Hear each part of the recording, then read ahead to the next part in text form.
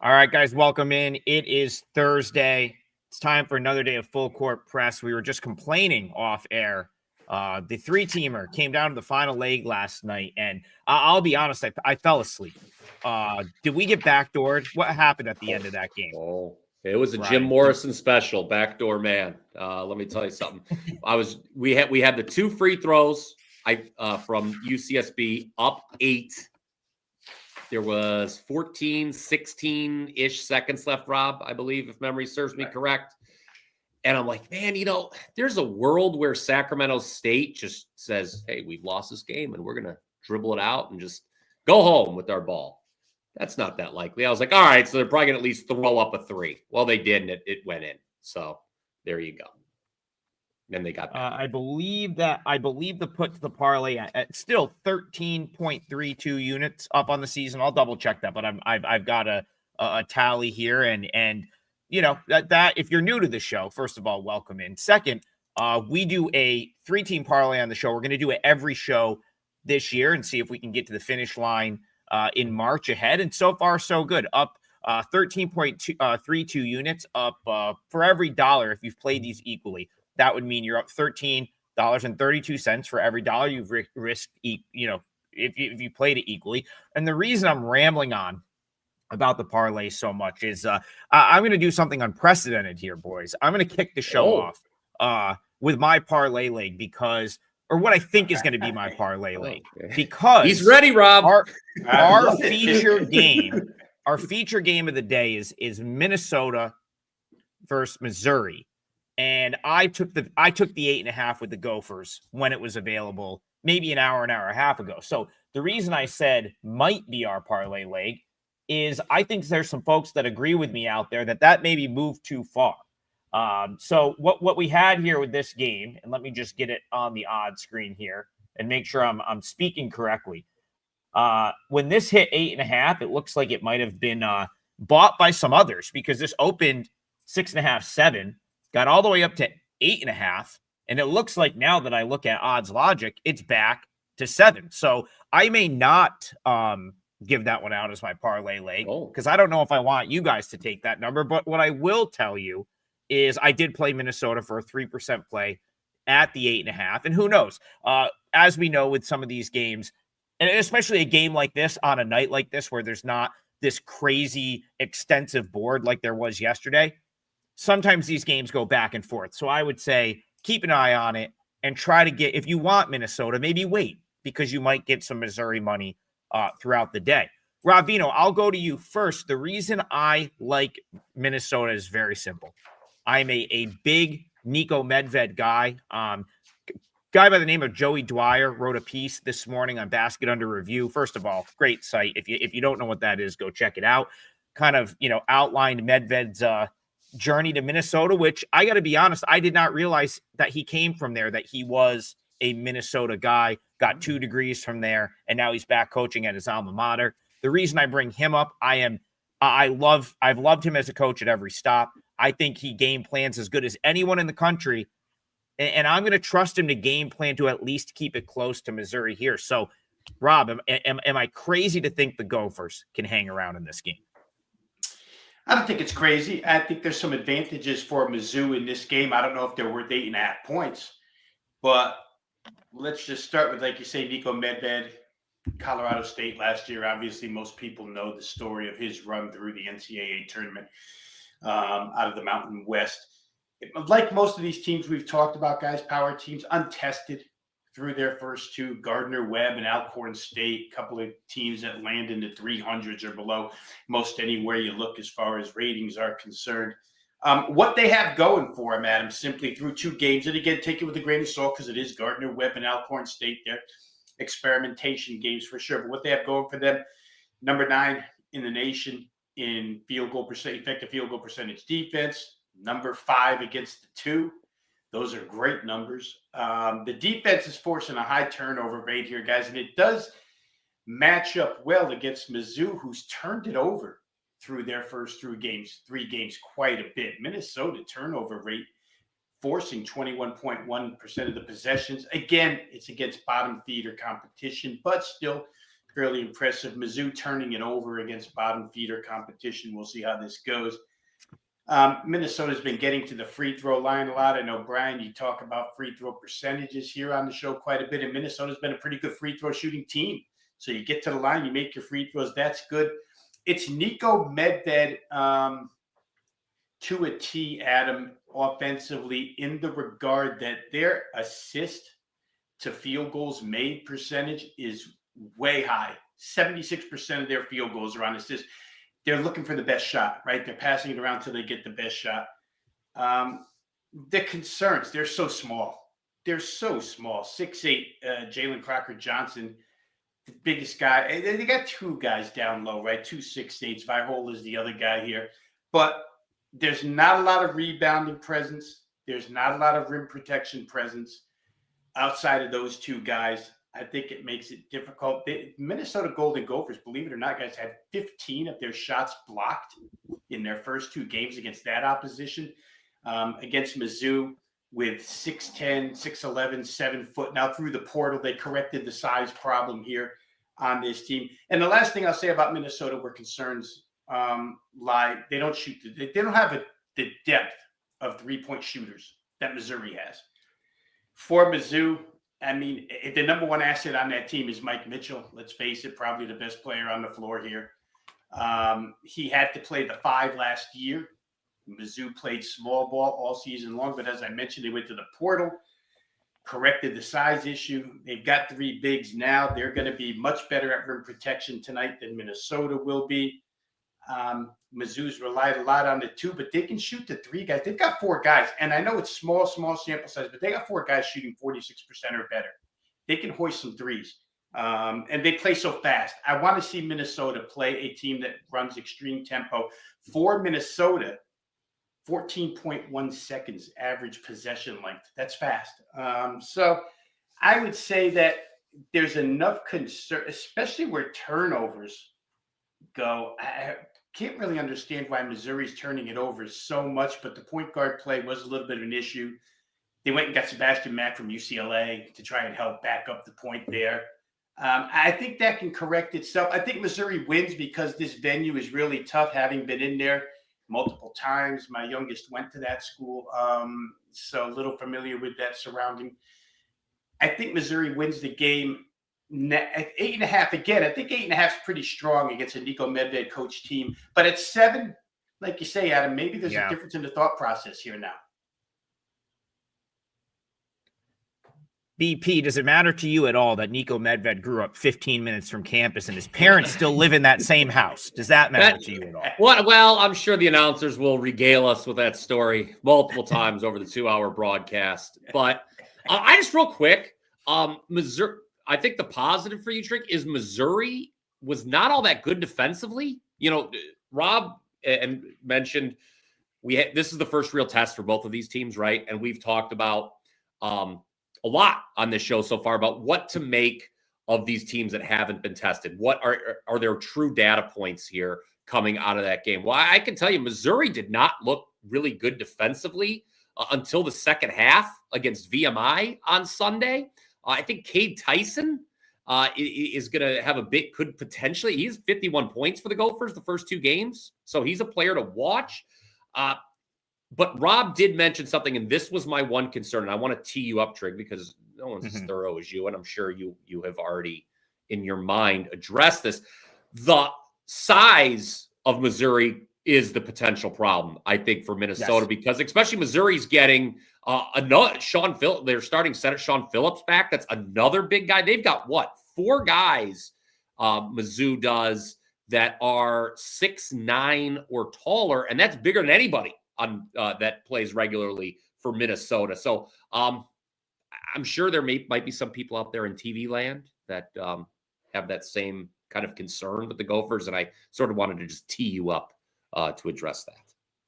Yeah, so the first thing, while we were white knuckling it from Bowling Green to Cleveland, we were tracking that VMI Mizzou first half, which again, I don't think VMI is very good this year. I know other people might disagree with that, but he gave up 40 to VMI. Now that final score got totally out of hand, 106 to 68, which honestly, I kind of expected. And you can't draw much from Missouri's first 2 games. I mean, they've absolutely blasted inferior opponents. But here's a couple of things. So yeah, Minnesota's not going to get points at the rim like they did against their first 2 teams, or the first 2 teams that they played.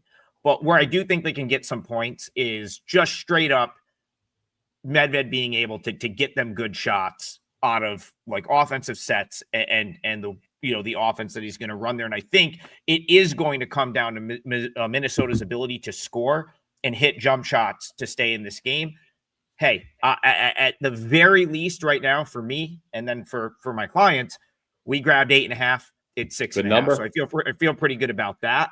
But I will hold off on putting it in the parlay because I'm with Rob. I don't know that I want to like force you into, thinking that, hey, I should grab it at 6.5. I liked it a lot more at 8.5. My personal number for this one was 5.5. So when it touched 8.5, I was like, that's enough where I felt like I should fire it. And hey, at least the market to this point has said that was a good decision. So that's what I've got. I did play at 3%, and I'll have plenty. I have a few others today in case that one goes south for me. Also, Rob, I have been to Mizzou Arena as well. It is a very underrated atmosphere.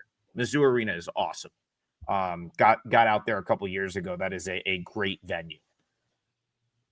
All right, let's we can touch on this one. I'll throw it to you guys first. Colin and a couple others said anything on this JMU Longwood game. So I believe this game is at Longwood, which would make this a pretty big home game for them. Mm-hmm. Yes, this game is in Farmville, Virginia, which guys, I have to get down there. It looks incredible. This is like a newer building. It looks like, the detail on this arena is crazy. It just looks awesome. And they're going to host James Madison, which is a pretty big opponent for them. So I guess we'll start there. Any thoughts on James Madison and Longwood?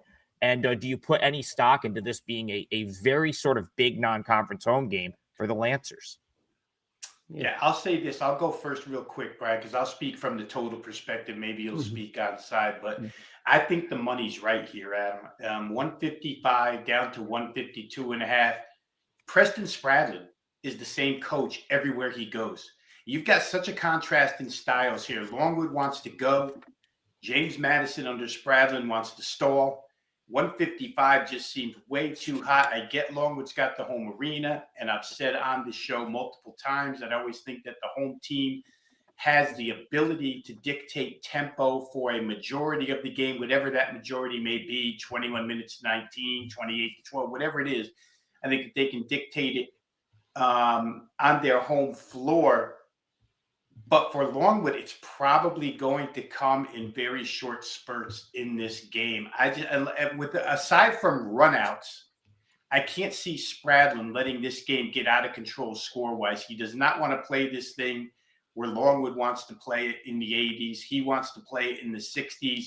You start doing the math in your head, it is a long way to 155 with these two, if James Madison has anything to say about it, which they should. And it's been bet down to 152.5. I still think there's room there at 152.5. I know for those who use the Ken Palm site, he's looking at 77, 75, 152, which is right where the number is now. It put as much credence as you want into his numbers. But for me personally, just as a totals handicapper, this would be an underplay. If Longwood wins the game, I just don't see them getting to the 80 mark here. James Madison certainly won't get there unless they make, somebody made the comment yesterday, maybe you, Adam, that a team would have to shoot 70% from 3 to do some damage. And James Madison would have to shoot unreal. I just don't think that the shot clock is going to be, or I do think that the shot clock is going to be milked pretty good when they have the ball. So I would look under in this game, guys, still at this price. You referenced Trigg, about it being a big game. Anytime you have in-state opponents and they haven't played in a long time, these teams haven't played since 2016. So it's going to be a fired up atmosphere. I'm sure the Longwood folk, being the smaller college as well, being the smaller university, they're going to be fired up. One thing to note with James Madison here, And there's multiple ways to look at this. They have not been, going back to the end of last year, a good team to bet on.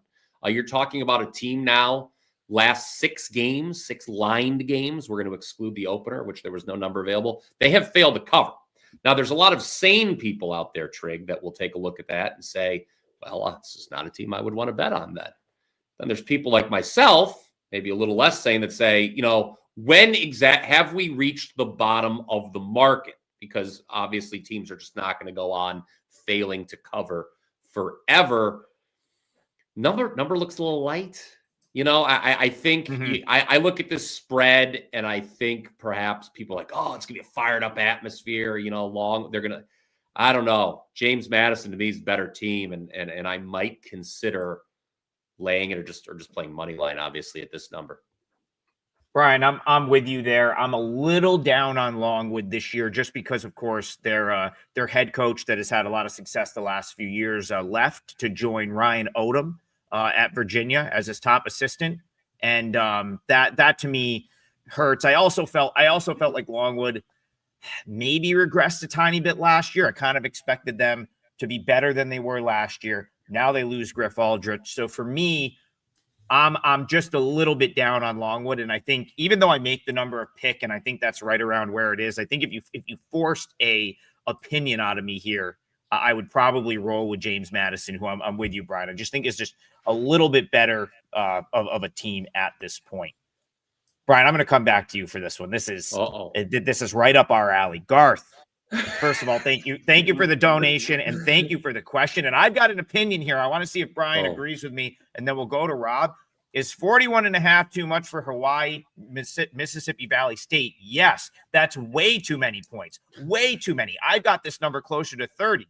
The follow-up question is, do I want to bet Mississippi Valley State? That I'm not really sure. Yeah. Brian, do you take the 41.5 and stay up till like 3 a.m. on the East Coast watching this game? Well, maybe in my younger years, I would have done something like that. I don't want to play, because here's the concern too. And maybe this can descend into a discussion about these SWAC teams and the travel. Here, the concern with Mississippi Valley State, well, there's always a lot of concerns with Mississippi Valley State, right? Number one is they're very bad year in, year out. And, they're going to Hawaii. Do the players treat this as a vacation? I mean, these are college kids. I know, if I got a free trip to Hawaii, I don't necessarily know if I'd be fully engaged in my X's and O's. So, look, you can't lay it. I mean, that's odd. I mean, Rob Veno, what is the largest spread you've ever laid in a college basketball game? I don't mean to put you on the spot, but I can tell you confidently, I have never laid 41.5 points in a college basketball game. Neither have I, and I would say that it's probably in an NCAA tournament game back in the 90s when we used to see 25.5, 28.5 regularly between 1 and 16. 15. We don't see it anymore. But probably something of that ilk was probably one of the only times I've done it. So no, I'm not in the market for laying 41.5. So you can count me out of that one. Okay. I'm going to make a pick here for Garth. I'm going to make a pick. I'm not going to put this in the parlay, but I will make a pick in this game. I am seeing 42.5 at BetMGM right now. And this game is at midnight Eastern. It'll be the last game on the board. So you may not even, unless now it could happen. I mean, you might see a group attack this game because the number is so egregious, but you also probably will get some unnecessary Hawaii money just straight up. Hey, it's the last game on the board. You can get it on ESPN Plus. So Keith, our friend Keith Bayou Bets Landry says, I can promise you the kids from Missouri Valley State fully treat this as a vacation. So, Brian, you and I made a joke that when they look, because Mississippi Valley State was one of these teams that got looked into for the gambling probe. And I believe we joked back and forth and said, now they're just bad. But it actually came out that there was people on that roster throwing games. And pretty much if you are one of the teams that were in that 7 or 8 teams that sort of got caught throwing games or, manipulating scores and stuff like that, to me, your priors from last year are skewed a little bit. Now, I mean, Mississippi Valley State's numbers are going to be skewed by the fact that they travel around the country collecting paychecks and beatings from teams that are bigger and just, that they have no business playing. But for me, I mean, I got the number like 10 points off of this number. Like that at 42.5 seems insane. I know Mississippi Valley State likes to play zone, so I will have to go back and dig into maybe look at some of Hawaii's shooting metrics. But like, who did it, like Hawaii? I mean, even UAB. Okay, maybe that's a red flag. They lost by 51 to a UAB team that lost to Alabama State last night, but then they lost by 48 to Murray State. I don't care. Like UAB and Murray State are still better teams, in my opinion, than Hawaii. Right? So you mean to tell me they can't improve by like 10 points? Garth, I'd take the points. Take the 42.5. Like, I'm pretty confident that is the right side in that game. I just don't know if I can bring myself to play it. Go ahead, BP. We have talked in the past on this program about the SWAC and how they have to take a lot of paycheck games early in the year, and they play these insane road trips. Obviously, Mississippi Valley. The players are, we've joked about it, are probably just excited to go to Hawaii and whatever, but still, it's a tough road trip. I just wanted to make note because I had marked a few things down. These games aren't until next week, guys, but, I think giving the people a heads up, Trigg, is always a good idea, so maybe they can get the best of the number in case these things move. But I circled a couple bad I just wanted to put, some notes here with these SWAC teams. Jackson State, this is an incredible factoid, if you will. Jackson State has not played a home game prior to January 1st any year since 2020. How about that for some scheduling? And next week, they got to go to Auburn and Arkansas in a 3-day span. Oh. So the Arkansas game's the second one, guys. Mark that down, perhaps. And then you're going to have an Alabama State team next week that's going to go to Elevation and play 4 times in 6 days out in Colorado for MTE. So just make note of that, guys, ahead of time. Just kind of maybe circle that. With these SWAC teams, that's something maybe you can get ahead of and get the best of the number. Well, Brian, how about earlier this year, Bethune-Cookman from the SWAC takes Auburn into OT and then strolls into Miami like 3 days later and just gets mocked. The proof is in the pudding right there, guys. I mean, that's going to happen with these teams. Eventually, the tank is on empty. Real quick, I'm not going to put you guys on the spot for this game. I don't have much of an opinion either, but Aaron Pauling says, can we discuss Manhattan, Utah Tech? For me, so this game is also out in Hawaii. This is a little MTE, early season MTE. So that game is also at the Stan Sheriff Center in Honolulu. All I'll tell you is both teams have missed key guys so far this year. Will Sidnor has been out for Manhattan. I don't think Marvel Allen has played yet for Utah Tech. I saw this get bet up, like Utah Tech ended up getting bet up. Now it's sort of come back. I personally have zero interest in getting involved in a game with those two teams on a neutral when they've both been missing their best player, in Utah Tech's case, a couple of their best players. So I just wanted to touch that. But yeah, I've got absolutely nothing of substance to add other than don't want to touch either of those teams right now. Let's go to this game, and I'll bring you guys in here, see if you're going to break my heart or not. Trigger, Siena is getting disrespected today big time. Well, yes and no. Okay, I don't think they're getting disrespected in the respect that people don't think Siena is good. I just think St. Bonaventure is very, very good, and also it is probably not the best stylistic matchup for, I was going to say us. I do that with Siena, Brian. I'm not on the team. But I was going to say for us. Anyway. Your heart is though. Yes. This game is out in Olean tonight. It is a great atmosphere for a basketball game. If I didn't have some other stuff going on, I would have probably gone out to this. But I will be going to the Siena game on Monday night out in Albany. But anyway, St. Bonaventure up to 8.5. I have the number where it opened roughly. I believe I made it 7. Opened at 7.5. But I just don't like the way I don't like the matchups in this game for Siena. So even though I think that they have the heart of a champion, That's just how they build them at that school, Brian, if you didn't know. I was and unaware. I think they might be able Is to that a scrap class? their I think 400 level class or an entry level class? Is that oh, okay. I just wanted to clarify there. I think they're going to give their best effort here. This is a very tough matchup for them, in my opinion. Do either of you? I know you might have takes on the St. Bonaventure. I love what Woj is doing at this school, by the way. Like, yes. Do either of you want to jump in on the Bonnie side? I'll just say real quick before I send it to Rob that I'm kind of with you, Trigg. I was more in line with the opener. I mean, if it keeps climbing, I guess maybe you could talk me into Siena. But no, I thought I don't think it was you see the comment on the screen, disrespected big time. I don't know if I agree. I don't think I would go that far. I think, if there might be a point where we punch back at the market, but I'm not sure we're there yet. Rob, do you know that this is the Franciscan Cup, and after this year, when St. Francis leaves Division I, there will be 2 Franciscan universities in Division I.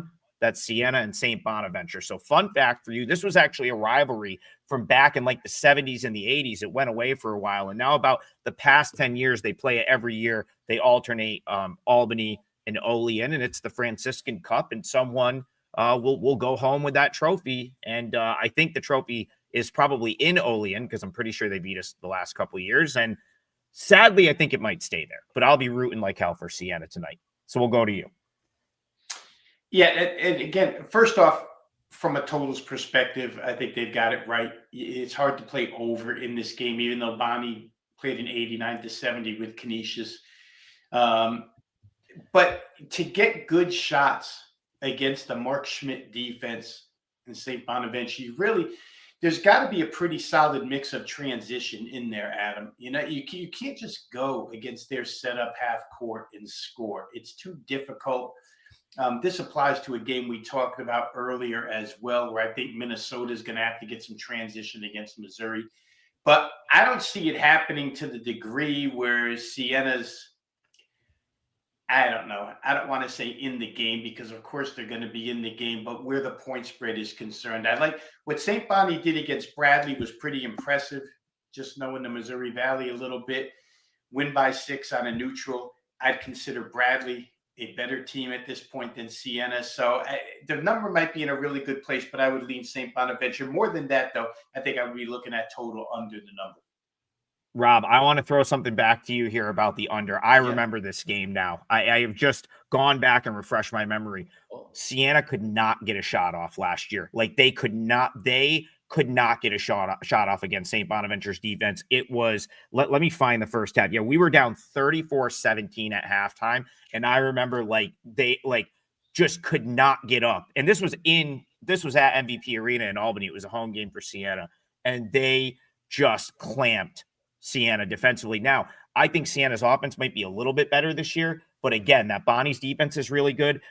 There ended up being 113 points in last year's game.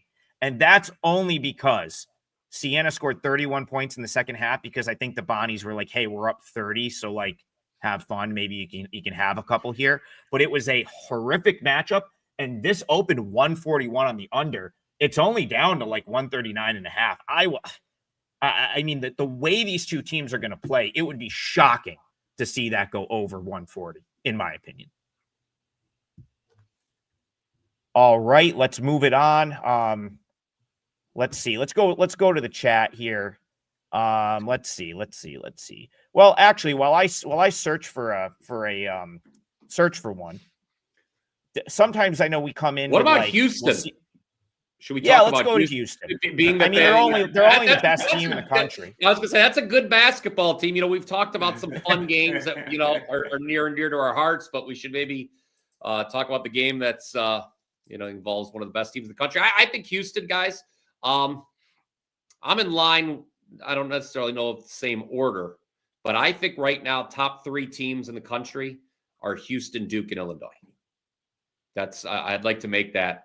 Houston is not covered yet. Trigg, I feel that you and I across this fine country of ours. Had several discussions over the weekend with people about what constitutes a mid-major. Don't you feel? I think we had that conversation multiple times in multiple arenas over the past weekend. You're going to have to take my word for it here. Okay. Houston, I marked them down last year as playing 7 mid-majors with a spread of 20 or more. They covered 6 of those games. Now, this number's closer to 30 against Oakland, Rob. 30 is a lot more than 20, 10. I did not take a math class at Ohio University, but I can still do 30 minus 20. I don't know. Like, to me, is this this? It feels like it's a pound of flesh game for Kelvin Sampson, but 30 is a big number. I don't know. Maybe first half with Houston, where although I say that, my opinion in college basketball, we saw this in Creighton Gonzaga certainly last night. The better team often dominates late. So I don't know. A lot of people are noting in the chat, though, Houston first half. They were a great first half team last year. So I don't know. I'm talking to myself all around in this game. The bottom line is I think Houston's going to win by a lot. I just don't know if it's going to be by 30. Well, I'll say this. One of our colleagues and friends, Ski Profit, is all about Houston first half. And as you mentioned, Brian, it's been nothing but a moneymaker, Houston first half. Opening game this season against Lehigh, 44-23 halftime. I mean, Kelvin Sampson doesn't really care who you are. You could march in there with 5 high school kids, and he's going to block every one of your shots. He's relentless, and he's relentless on his team from a defensive standpoint. I think that the results out of Oakland are a little bit confusing, right? You get destroyed by Michigan, and then you come back and play Purdue to a 10-point game. Greg Campy's a hell of a coach, been around 30-something years because of that. But 87-77 against Purdue makes me think, you know what, no matter how great Kelvin Sampson's defense is, maybe 30 is too much in this particular instance. Now, Purdue, I don't put them on the same pedestal. Nobody does defensively as Houston, but still Purdue's a pretty solid defensive team. Like I say, those results are confusing because after game 1, allowing 121 to Michigan, you think, well, Oakland might be in a little trouble this year in over their heads against these power conference teams, but to bounce back like they did, most think Purdue's a top 5 team, right? I mean, that's pretty high praise to play them within 10. So I'm a little baffled on this one, but I do know Houston first half has always been a thing for the last couple of years, in fact, and 17.5 might look large, but you can certainly see Kelvin Sampson 38-20 at halftime. Trigg, if I may, could I do something with the chat here? Because I thought Keith made a good point.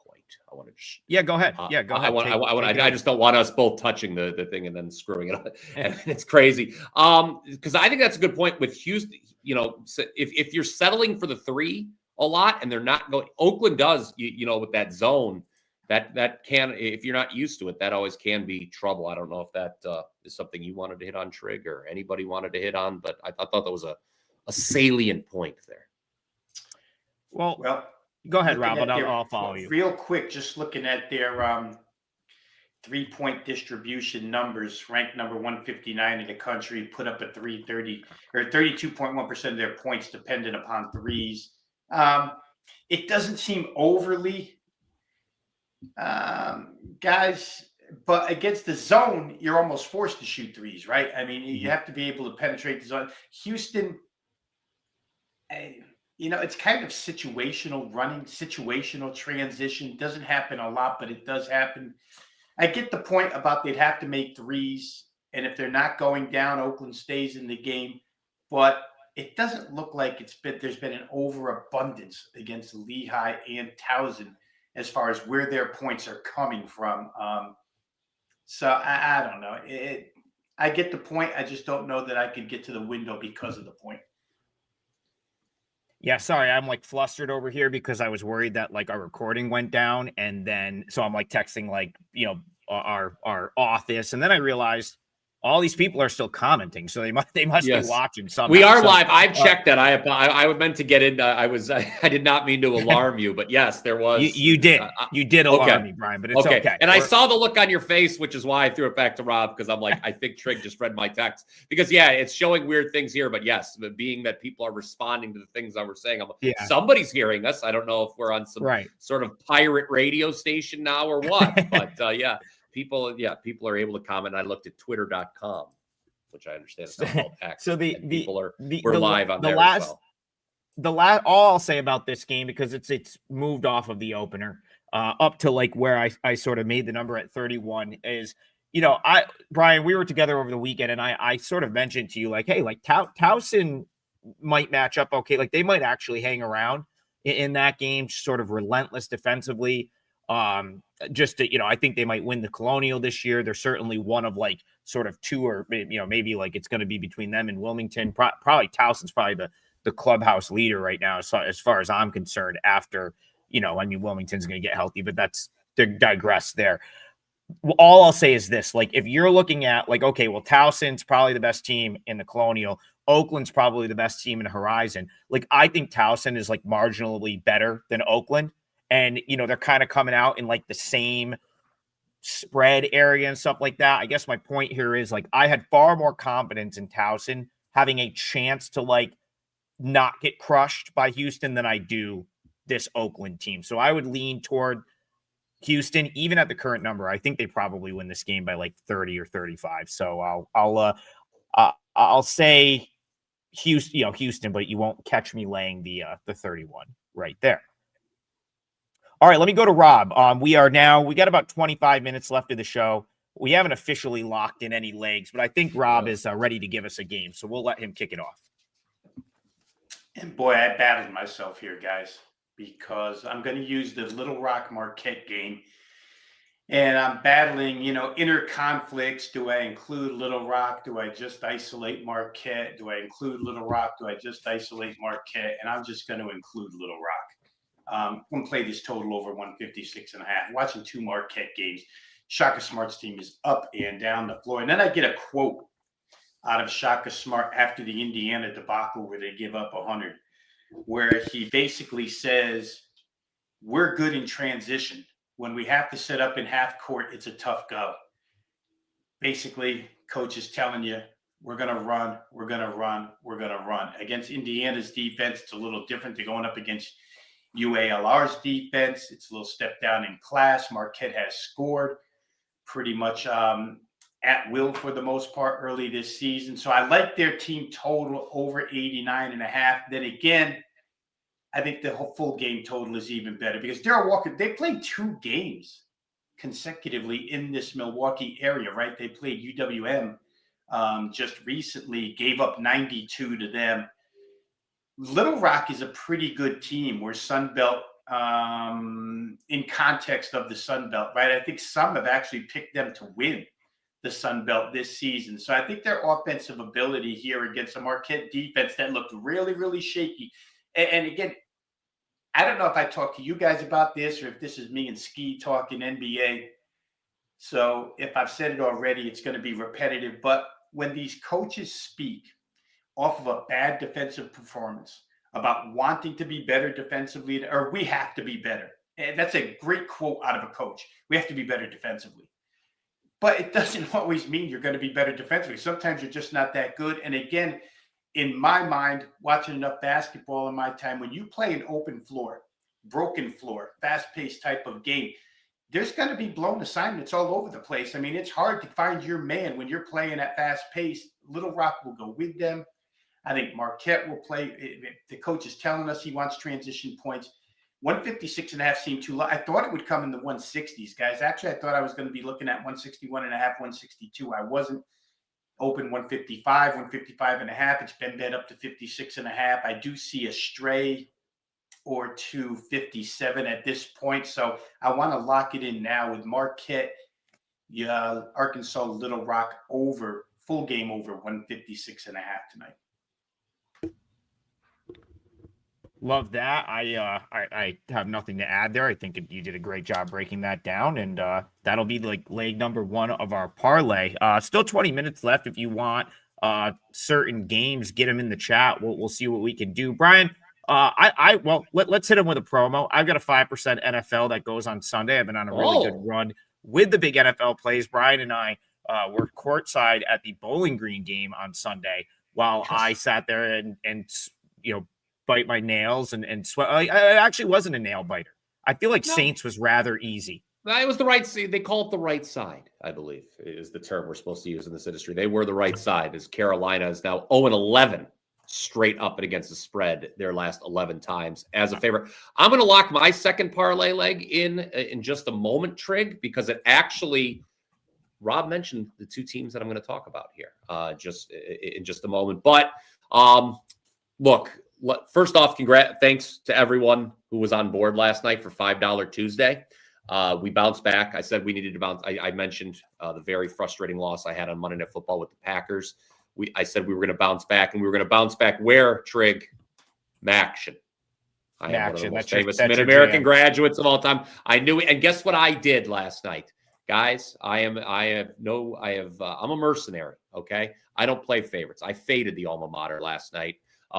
Despite Western Michigan's kicker trying to screw us over twice, despite the worst late-game clock management, arguably in the history of organized football, Western Michigan got home, and that was a nice $5 Tuesday winner for yours truly. Now, 2 for 2 in Maction I'm 3 for 3 my last 3 weekday college football bets, 8-2 last 10 overall in college football, 80% start to November. And, guys, I do have another play in Maction going tonight at wt.buzz/BP. Another one of the games lines up just the way I want to. Of course, this is a college basketball betting show. You guys are obviously very interested in getting college basketball picks, not just from myself, but from Trigg, from Rob. You could do that right now. The full court all access pass is live on each of our pages, okay? This is a really great deal. It's similar to the Weekend Warrior that Wager Talk is running for football. Limited time, you can get every basketball play from your favorite handicapper. You can choose all 3 of us if you'd like. Just $49 from your favorite handicapper. You get all of their basketball plays, not just college, but NBA too. Rob does NBA. I dabble in the NBA as well. So 3 days for $49, favorite handicapper there for basketball. Go to any of our pages. It's right there. Yeah, and I'll just say that, like, I mean, for college hoop, especially for me, and I know you guys are in the same boat, like, the volume is so much that it's like, if you want to talk about like bang for your buck, like dollar per play, like the college hoop, you're gonna. You had what, 4 plays yesterday? Won 3 of them. And that's also like too, like for me, like I'm down to give out as many of my client plays as I can on the show that are like the that aren't like the 4 or 5% variety, because I know I'm gonna have so many. Like I talked about one yesterday, ended up having 4. I went 3-1 yesterday, and I'll tell you what, you guys help me out. And help me run up this NFL 5% play sale, and I'll give another one out right now because I'm not going to hold out on my guy Keith Bayou Betts Landry. He's in the chat talking about Cal Poly. I was over here like, okay, like maybe not make 5 comments about it. Now I got to talk about it. Now I got to give out another client play, but that's what we do on this show.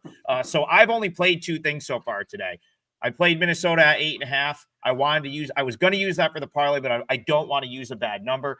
So I'm going to use this one, and I'll probably add throughout the day. So I'm not going to devalue the service, but that's what I'm saying. Like I might end up much higher volume this year in college hoop. I've tweaked some things, and I think that's sort of where my edge is to play a little bit more and spread it out. And so that's what we're going to do. I took Cal Poly plus 18 in this game. And I'll defer to Rob after this to see if he has any tidbits on the over, because I know Keith specifically asked about the over, and he says he loves the over. The reason I like the Cal Poly side is really just me sort of holding myself accountable to, I guess my assessment of both teams. So on opening night, my only loss, or one of my losses, was Incarnate Word. I took them at 12.5 on this floor against Colorado State.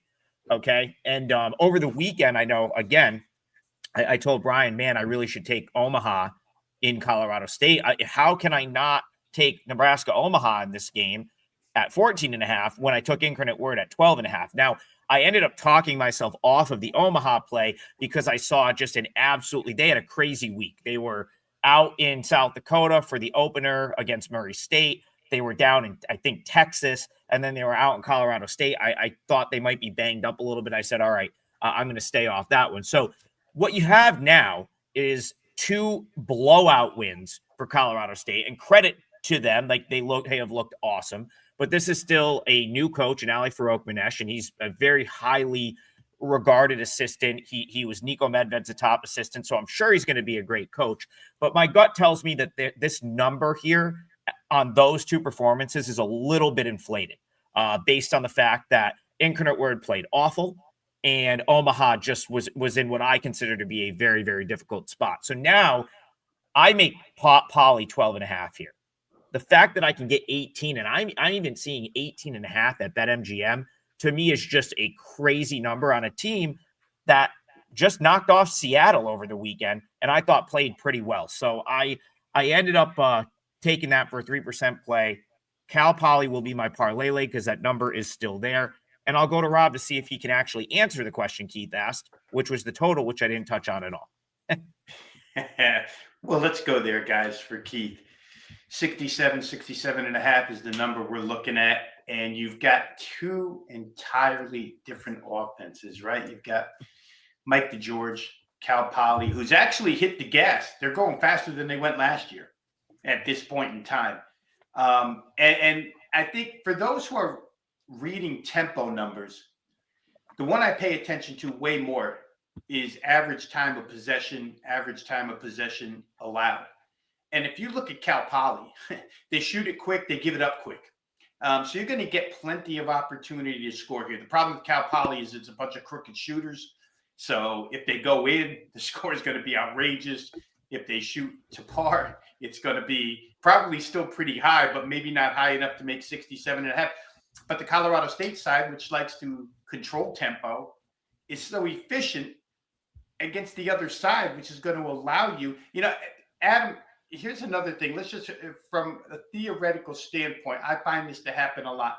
Favorites who are methodical in their ways offensively against opponents that want to get up and down the floor, but your favorite for a reason. I find that these favorites don't mind running with the opponent because they just figure these guys stink. We're going to outrun them. We'll outscore them anyway. So we'll get out of our game and play their game. We'll get the easy buckets, which is what the other team wants, right? The other team wants you to shoot it, get it in, throw it back down the floor and go and go and go. So this one could get over even if Cal Poly doesn't shoot well. I think what Cal Poly's, just to put my coaching hat on for a minute here, I think what Cal Poly's hope is that Colorado State gets out of some of their structure in this one, especially from a defensive standpoint. You can get easier buckets going fast, can get teams out of defensive structure. So I can see it up and over 67.5 based on opportunity. Obviously, the market sees it that way. When you get that many possessions and that many potential fouls, and you have an offense as efficient as Colorado State, it's hard to make a case for under at this price. So, Keith, I'll agree, but I didn't bet it. Yeah, and I'll just, before I kick it to BP, I'm going to give him the floor for his parlay leg to close out the 3-teamer. So we'll go to him in a second. I want to say one more thing about Colorado State. So Ali Farouk-Manesh, who is the first-year head coach, was basically got credited with a lot of the success over the last few years. Obviously, Nico's a great coach, but for just his great offensive mind, floor spacing. The key is that he was a very highly regarded assistant. If Colorado State didn't hire him, someone else would have absolutely wanted him as the head coach. And all I'll say about the first 2 games is Colorado State looked as good as you could possibly look through 80 minutes of basketball this season. I mean, 98-64 against Incarnate Word, who is gonna be one of the better teams in the Southland. 97-74 against Omaha, who will likely be one of the better teams in the Summit. Right. For them to come out and just play flawless again for a 3rd straight game that is a little far-fetched to me. And like I said, if I didn't think Cal Poly could play, I wouldn't mess with it, but I think they can. 18 is a huge number. So hopefully we can stay within within that number. And as far, Bill, like as far as like Poly dealing with the altitude, I mean, I've been up to Fort Collins. I went there a couple years ago.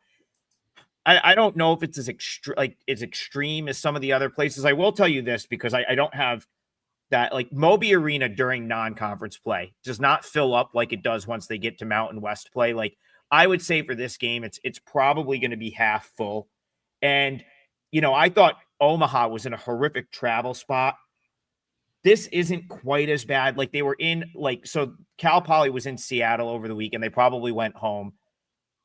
It's not like, to me, it's not the craziest travel. So I'm not as worried about that in this case.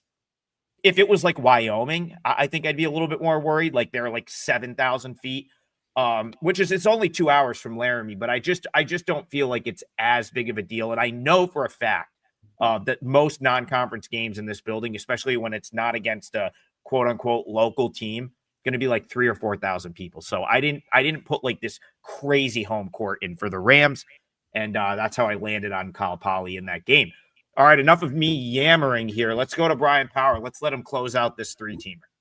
Yeah, I'm going to talk about the two teams that actually just played, the two teams Rob mentioned in his parlay. We're going to talk about Milwaukee and Indiana here.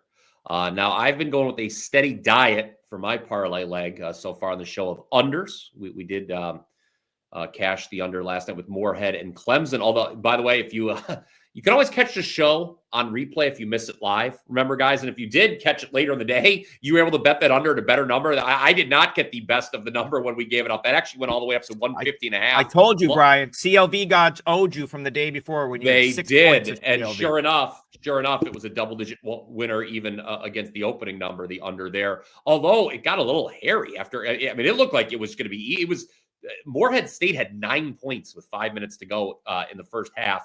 And somehow we had to sweat just a little bit. I always get nervous, Rob, no matter what. But that was what we've gone with unders, and we've got a couple short home favorites. Correct me if I'm wrong, Trigg. I don't think I've given out a big underdog yet for my part of the parlay. Don't think I have. And we're going to change that here. We're going to go with Milwaukee because this number is getting a little fat, in my opinion, up to 25. Indiana. Rob talked about Marquette earlier. Indiana just destroyed Marquette. I mean, absolutely took them to the woodshed, put 100 on them, shot 50% overall, 50% from three. DeVries puts up 24 in the first half, 24 of his 27 points. And look, I think Indiana's a top 20 team, guys. If my own power ratings aren't enough for you, I'll tell you, Ken Palm agrees with me. He also thinks Indiana is a top 20 team in the country.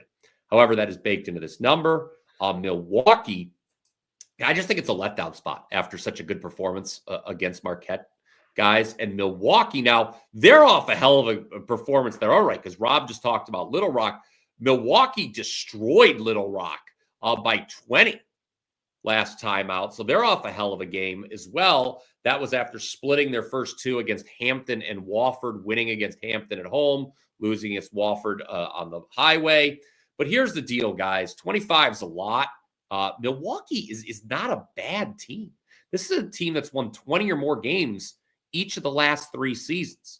And to cover it, well, when you're outmanned, and Milwaukee's outmanned here, but to cover a number like this, what do you have to do? You got to steal some possessions, steal some points, okay? And Milwaukee can do 2 things here. Number one, this is an excellent offensive rebounding team. Now, do I think they're going to be as excellent here as they were against Little Rock? No, I do not. They're against a more formidable opponent. But still, consistently, this has been a good offensive rebounding team through the last several years. And something to watch, even though Indiana killed Marquette, Rob, Indiana was a little sloppy in the fouling department. They fouled a lot. And so if they don't clean that up and Milwaukee can get to the charity stripe and convert, add it all up, I think the Panthers stay within 25 here. That is my parlay leg, and I guess we now have a 3-teamer, guys. Yeah, I think Milwaukee is a little bit undervalued this year. Keith in the chat says the Fighting Bart Lundy's. Bart Lundy's a great coach. I don't think he gets enough credit. He sort of always has that team in the mix in the horizon. And again, like this year, I look at the horizon standings. It seems like people have gravitated toward Oakland. I wonder, I got to be honest, I wonder how much of that is just the name recognition from the great tournament run a couple of years ago. And it's like, there's so many of these teams are close at the top of the horizon. So like, let's just pick the guy we recognize and can't be like, I think Milwaukee and Oakland are very even. And I think if you had Oakland, it would be like 22, not 25. Yeah, I mean, the horizon the last several years is not a league where you want to be betting on the favorite going to the conference tournament. I'll always take the field. I mean, just look at the conference tournaments the last couple of years. Trigg, I know, we were talking about it because we went out to Youngstown State. What was that, 2 years ago? They were the regular season champ, got upset early in the conference tourney. I think the same thing happened last year with the top seed. So. Love it. We'll recap that in a couple of minutes. Dougie Fresh, I saw he asked about, so this show, I think Brian mentioned on demand, we broke down Minnesota and Missouri. I gave out a play there. We also talked about Hawaii and Mississippi Valley State for longer than I expected to today. But he wants a thought in a West Coast game. So our West Coast guy is Rob Veno. Rob, dealer's choice. Pick one game out West tonight that's on the later slate that we haven't talked about. And throw something actionable out there for Dougie Fresh, and then we'll wrap it up. Yeah, real quick, guys. It would be Eastern Washington, Seattle. I've talked about Eastern Washington a lot. 3 games, 3 impressive results, and yet the money's going against them again. I know Seattle comes off the loss, Adam. You talked about it a little bit ago. But I'm interested to see for some reason, the money doesn't like Eastern Washington. They bet against them now multiple times. Eastern Washington's can't come through with covers. Each and every time. So I don't know. I tend to lean a little bit towards Eastern Washington here for Dougie Fresh. We'll see what happens. The market's pretty sophisticated and pretty smart this time of year, but I'm not so sure I want to bet against DW. I've seen them twice. They're a pretty gritty team, and they stay close. Go ahead, Brock. Yeah, I just want to throw in, I think, the reason the market might have moved against it might be an anti-Eastern Washington. So is this was a team that finished with the worst ATS record in the country last year. But let's go back to our earlier discussion about James Madison. What does that do in my mind? That always signals, hey, I think it's time to start buying low on this team. I think Eastern Washington, there's a lot of value on this team, at least in the early going, because the point spread, look, guys, it's the great equalizer.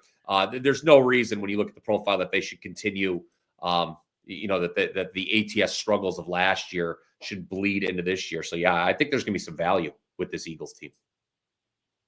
Yeah, you play Colorado to overtime at Colorado. You play UCLA to a 6-point game. Played Marymount a couple days. I mean, I get the schedule's been rough. It's 4 games in 9 days or whatever. But still, these results are pretty impressive, guys. We'll see. I know Seattle's a good team, but I might look Eastern Washington here. It's a team that just keeps covering. I'll throw one more comment out before we recap the parlay because we've got a couple of minutes left. No one asked, but I'm looking at myself in my Binghamton Bearcats quarter zip here, and all I have to say is you were supposed to ask everyone.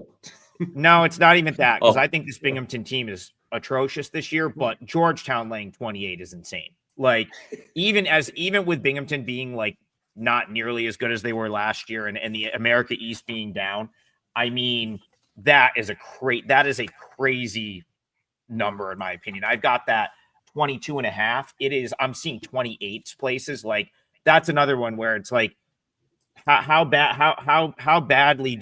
much do you hate yourself is really what it comes down to, right? To have to sit there and sweat that out. But if we're just talking numbers, that number, in my opinion, is massively inflated from Georgetown's win over the weekend against what is still kind of a banged up Maryland team.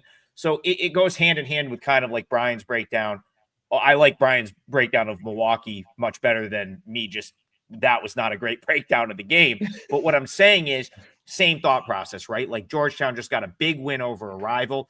Are they really going to come out and just run Binghamton out by 28? They don't get a great crowd for some of these non-conference games. Siena went down there a couple of years ago, right around this time of the year. They had like 3,000 people at the Capital One Arena. Like there was no atmosphere. They were actually giving out tickets for free. Like, please come to the game. I think Georgetown basketball is in a little bit better place now, but I don't think Binghamton's going to be a very big draw man, 28 is a No. lot. Even with Binghamton where they are, I think they cover the 28. Okay, we have hit the hour mark. We've got to wrap it up, but I want to so 6-1 on the parlay. Everything is a -110. We've got Brian Power going with the Milwaukee Panthers +25.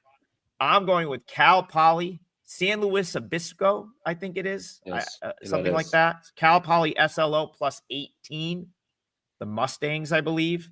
And Rob's going to give us a total. Little Rock Marquette over 156.5. That's your 3-teamer for Thursday. That's your show. We'll see you back here to close out the week tomorrow morning at 10 a.m. Eastern. Good luck today, everyone, and we'll see you guys tomorrow. Smash that like button.